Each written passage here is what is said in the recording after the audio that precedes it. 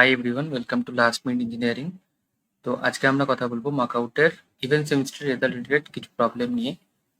তো বেসিক্যালি কি হচ্ছে যে অনেকের 8 সেমে যে রেজাল্ট আছে সেখানে এই ডিজিপি এর জায়গায় ক্রস দেখাচ্ছে। এটা কেন হচ্ছে সেটা কেউ বুঝতে পারছে না। এবার ব্যাপারটা হয়েছে এটাই যে যাদের আগের সেমিস্টারে কোনো সেমিস্টারে ব্যাকলগ ছিল তাদের তো সেই রেজাল্টে কোনো এসজিপিএ দেখায় না, ঠিক আছে?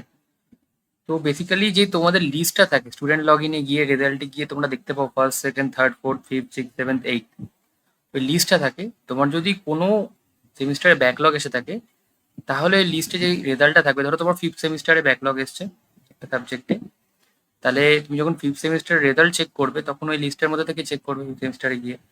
তো ওখানে তো কোনো এফজিপিএ থাকবে না যেহেতু তোমার ব্যাকলগ এসছে। এবার তারপর তুমি রিভিউ করিয়ে পাস করে গেলে তো ওটা রিভিউ রেজাল্টের আন্ডারে পড়বে, রিভিউ রেজাল্টে থাকবে। এবার ব্যাপারটা কি হয়েছে এটাই যে মার্কআউট যখন হিসাব করেছে ডিজিপি এটা, তখন ওই লিস্টের মধ্যে থেকেই হিসাব করেছে। ফার্স্ট টু এইট অব্দি যা যা সিজিপি ছিল সেগুলো হিসাব করেছে, এসজিপি ছিল সরি।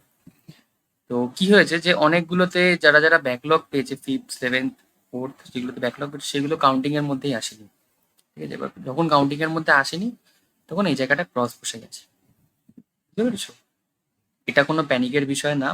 তোমরা কলেজের এক্সাম সেলে একটা মেল করো, এই ক্রস যে প্রবলেমটা হচ্ছে, এই যে ডিজিপি এর জায়গায় ক্রস দেখাচ্ছে, এই প্রবলেমটা নিয়ে একটা লেটার লেখো বা মেল করো, যেখানে তোমরা বলবে যে আমাদের সিজিপিএ এত হচ্ছে কিন্তু আমাদের ডিজিপি এর জায়গায় ক্রস দেখাচ্ছে।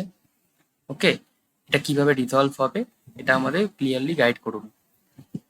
এটা তোমরা কলেজের এক্সাম সেলে মেল করবে। আর আমাদের কাছে যেটুকু খবর আছে যে এই প্রবলেমটা মোটামুটি মানডের মধ্যে ঠিক করে দেওয়া হবে, ঠিক আছে? তাই চিন্তা করার কোনো দরকার নেই। কারণ যদি এরকম হয়ে থাকে তাহলে বুঝে গেলে কি কি করতে হবে তোমরা। আর এই প্রবলেমটা আমি ফার্স্ট টাইম দেখলাম, আগে কোনোবার হয়নি এটা। এই প্রবলেমটা ফার্স্ট টাইম দেখলাম। তো তোমরা কেউ প্যানিক করো না এই প্রবলেমটা নিয়ে। ওকে, তো আজকের জন্য এটুকুই, আবার দেখা হবে পরের ভিডিওতে। বাই।